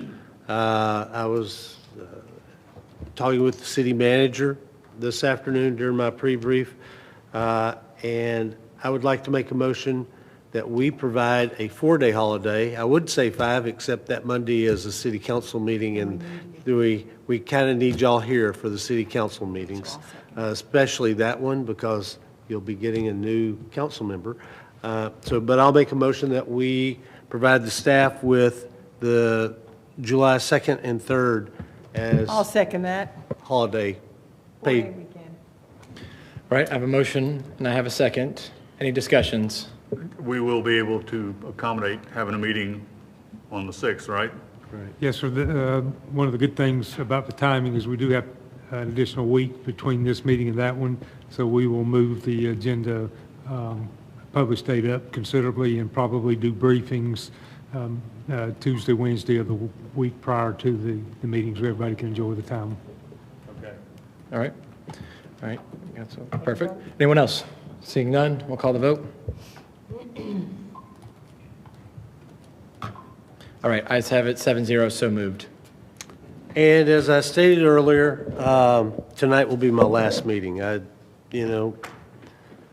We've talked about moving to Walton County for a long time, and between kids, colleges, education, the housing market, jobs, particularly Jenny's jobs all over the county. For those of you who don't know, she retired after 35 years as a teacher, or teacher, staffing specialist, and evaluator, and I'm very proud of her. But we've finally decided to pull the trigger, and of course I volunteered, applied to run for county commissioner. But this isn't a political speech. This is, I just want to thank y'all. You represent about 20 council members that I've served with over 4 terms. I've served with 4 mayors, Craig Barker, Sam Severs, Gary, and now Bobby. And, I've learned something from every one of you. And I have tried to be a better person. I think we all are up here for the right reasons. I think we all want Destin to be the best possible city that it can for our citizens, for our staff, for our businesses, for our visitors. And I've really been honored to serve. I want to thank the staff. I honestly, we've had some great individual staff members over the years, but I will tell you, and I thank Dr. Jones for his leadership. This is probably the best staff we've ever had. And so I just want to say thank y'all, because a lot of the things, I know I was the guy every single year that said, no, they're getting a COLA, they don't need that bonus money, can we cut that 4% to 2%? But that's the fiscal conservative in me. It's not because I didn't love you or I didn't appreciate what you've done and what you're doing for this city, because I honestly do. There's a couple of folks I want to call out in particular, and the one council member I want to call out is Mr. Destin. I've probably served with him longer, and when I first got elected in 2006, and I beat 2 incumbents, and I thought everybody wanted to hear my opinion about every dang topic that came before the council, and I didn't get rid of that for about a year and a half. And the reason I got rid of it is because I was sitting here watching Mr. Destin, and he never spoke until he spoke. And when he spoke, everybody listened, and everybody said, this must be important. We need to pay attention. And it focused the audience, it focused the council, it focused the staff, and he was almost always right. He was very passionate. Didn't agree with him on everything, but I remember a couple of 2-5 votes, the strip club and a couple of others where we got our rear ends handed to us, but I still think we were right when we did that. And I've learned so much from you. I learned, I played a lot of sports, a lot of athletics, And one of the first things, it's not your athletic ability, it's your understanding of the rules. If you don't know the rules of the game, you're going to lose. And one of the things I always admired and respected about Mr. Dustin was he knew the rules. And if you didn't know the rules, he would make sure at the end of the day you knew the rules. And so I would say anything you can do to make sure you know the rules will help you going forward. So I just want to thank you personally. I want to thank my kids. They served as campaign managers. I was talking to Jennifer today. We were talking about Bobby got reelected, and she goes, you know, maybe the only loss he ever gets is when we kicked his tail. And I was like... By 80 votes. 10%, I think it was 83. I'll give you 2. Yeah, it was 83. 10% of the votes. That's what it was. You know, we got, but you know, she was my campaign manager for that race, and obviously I love my kids. And I want to thank Jenny. You know, I don't get to do this unless she lets me. And we joke up here because I'll get a text. I'm probably getting a text right now, but I've got it turned off. She's saying wrap it up. Yep, she's saying wrap it up. That's enough. Stop chewing that gum. Notice I took out my gum before I started speaking. But I love her, and I know I don't tell her that enough, and I don't tell her that I appreciate her allowing me to serve the city and allowing me to continue my passion of public service in other places. But thank y'all. Thank each and every one of you. You've made a difference in my life and my family's life. Thank you. Thank you.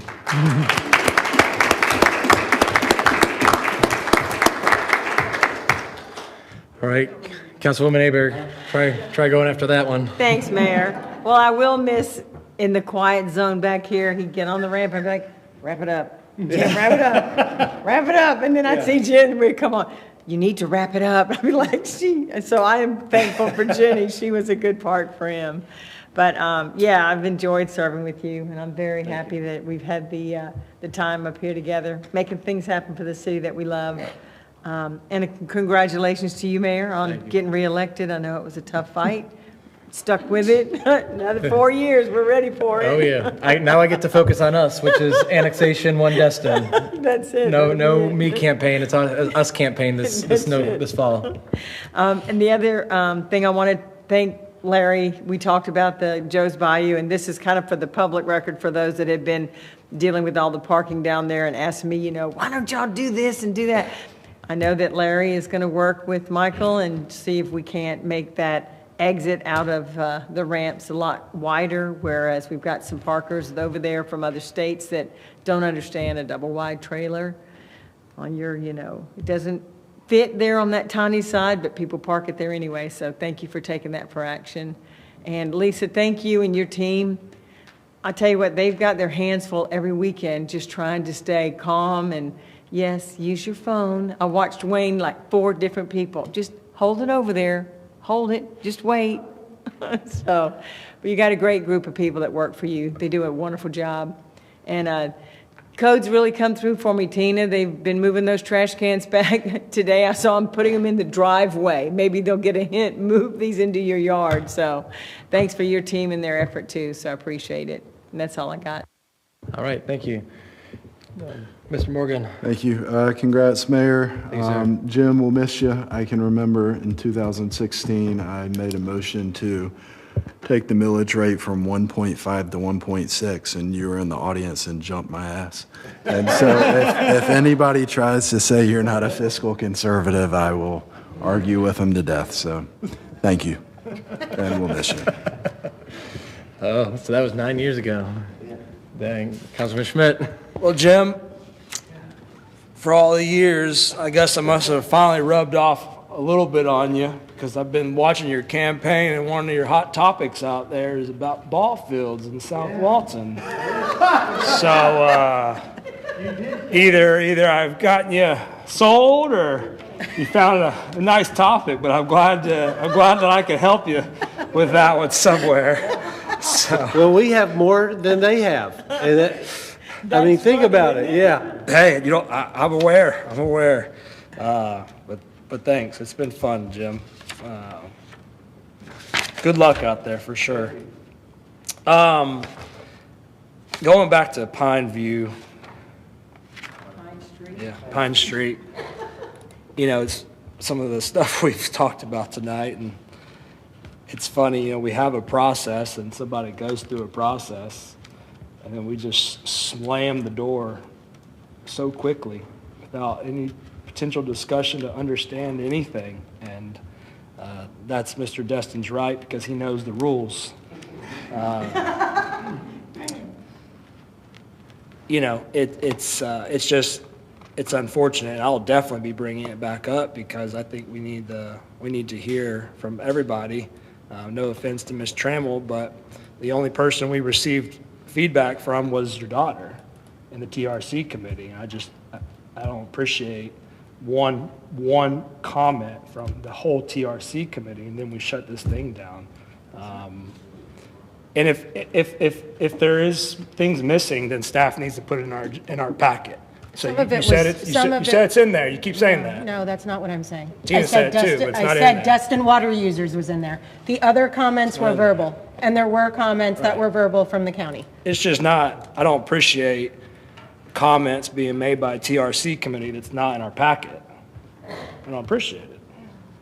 So if it's verbal, I don't think that's doing justice to the And applicant. Staff agreed and asked for it in writing and it was not responded to in writing despite multiple attempts from staff, right, Tina?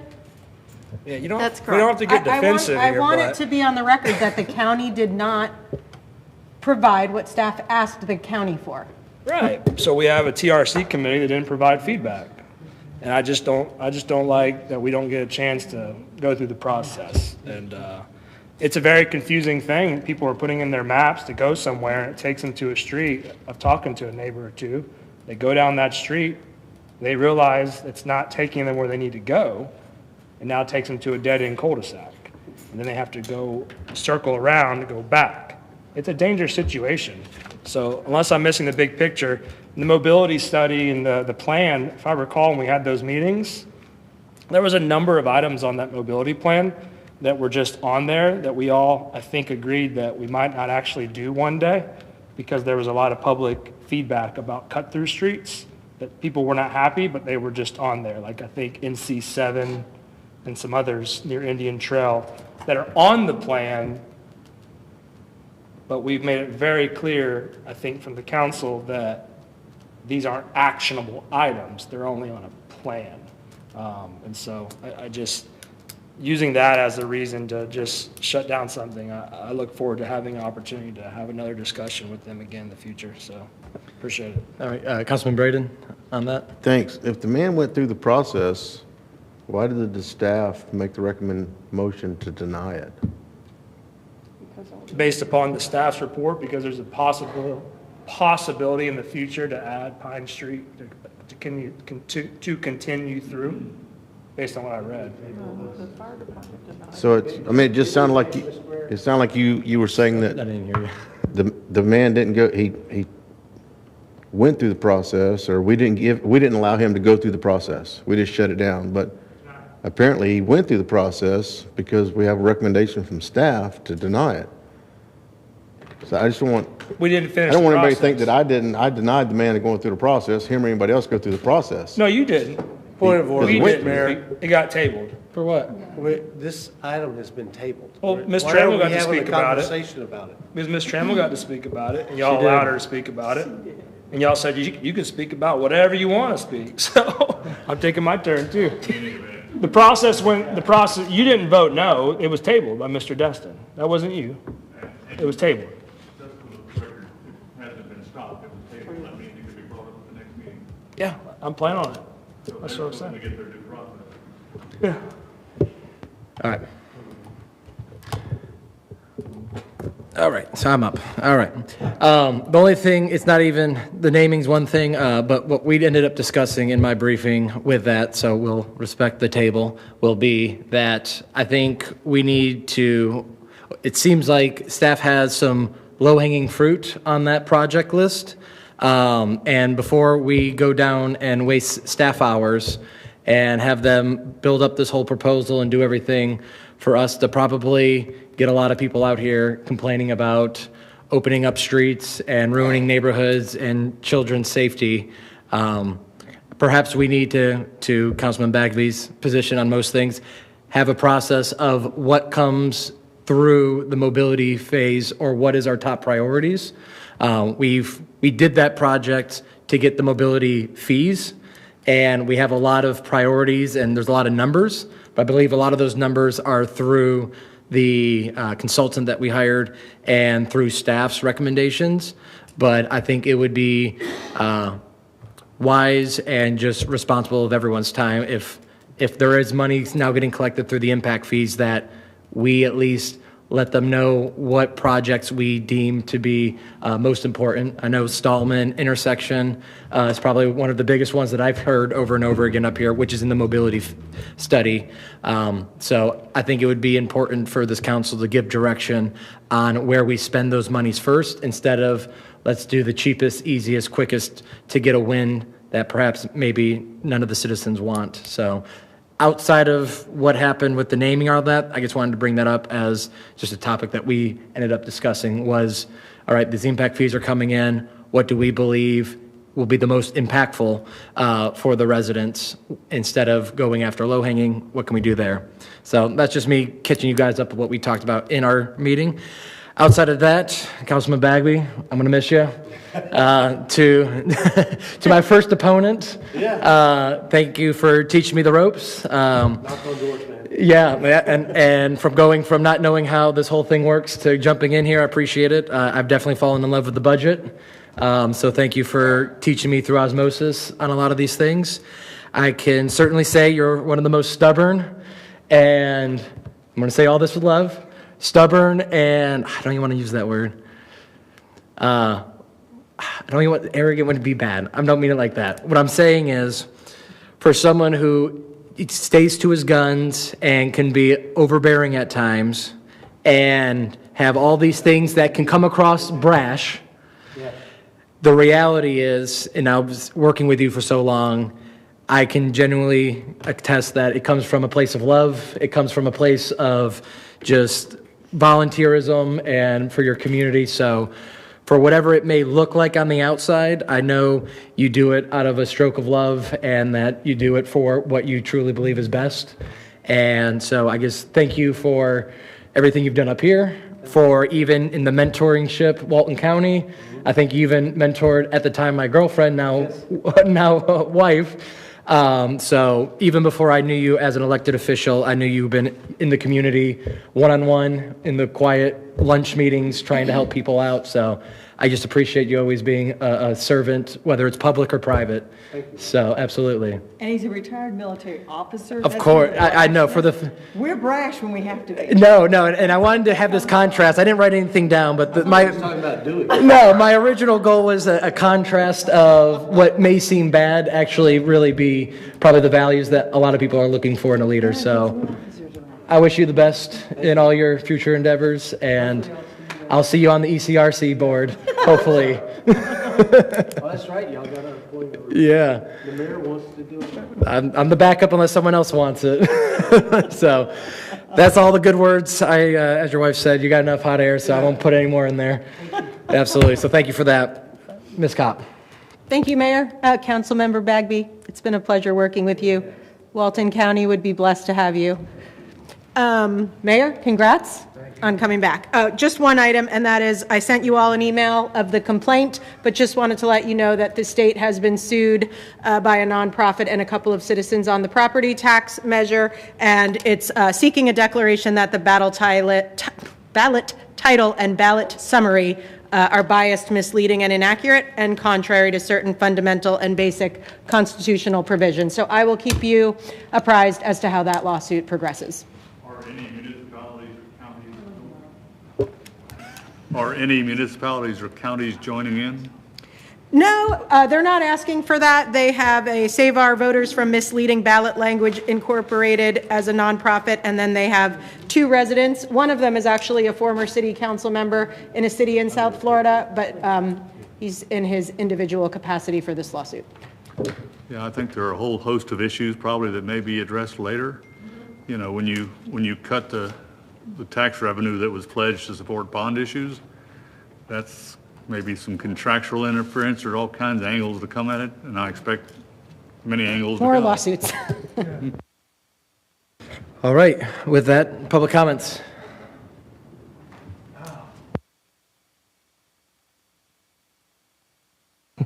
John Stevens, 4025 Indian Trail. Mr. Bagby, I want to say best of luck to you in Walton County. You were awesome here. Piggybacking off what Bobby said, I kind of felt like I was talking to my dad a lot whenever I was talking to you. Yeah, but I mean, whoever's taking your spot's got some big sandals to fill. And on that note, I'm keeping my hat or my name in the hat to run for interim, and I did qualify for November, so I'm hoping my name will be up here when you all talk about it at the next meeting. Appreciate it, guys. Thank you. Right, anyone else? Public comments? Mr. Patrick.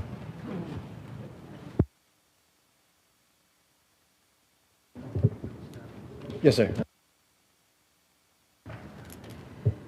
Kind of a moot point, but after the council made a vote, but I'll sleep a little bit better if I just make one quick comment. So obviously I'm disappointed. I came in 6 months ago. I didn't come in as a grieving, look at what's happening, you guys did this, you did that. I came in with facts, I came in with supporting evidence, I came in with organized, and I followed the council structure and process I believe that existed out there. I acted in reasonable faith with regards to that data. I will say I'm not sure the facts that City Council was able to make that decision on tonight, because the charts that you saw right there were presented to Dr. Jones on March 7th at my meeting. There's nothing different that was presented in there. The city has spent hundreds and hundreds of thousands, if not millions of dollars, on stormwater plans, infrastructure, and everything that's associated with the water going down here. So just to say I'm disappointed. You know, I'm not sure the facts that brought you to that conclusion this evening. I didn't hear one thing with regards to hydrology, with the piping, with everything that I presented, okay? The channel is significantly different from when I purchased it as it relates to due diligence of any owner purchasing a property. I don't believe due diligence is expected of any owner to go back 30 years to look at city council meetings, to look at all the infrastructure that's happening not on their direct parcel. So I'm disappointed, and it is what it is. Thank you. Thank you, sir. All right, anyone else? All right, seeing none, we'll close the meeting. Oh, I'm so sorry, Dr. Jones. Retract that. Just want to address, now that he's kind of no longer a councilman, I'm just going to call him Jim. Jim's been my friend for many years, so thank you for the opportunity to come and join you here. But more than anything, thank you for your friendship. The rest of y'all don't know this, but 5 years ago when COVID about punched my ticket, Jim was there every day to check on me, make sure my family had anything we needed. So from the bottom of my heart, thank you for all of that. Thank you for your friendship. And best of luck in Walton County. Look forward to you serving there and doing some good things. All right, good deal. All right, motion. Yeah, I don't believe him for a second. I want those hospital records. All right, motion to adjourn, or adjourned.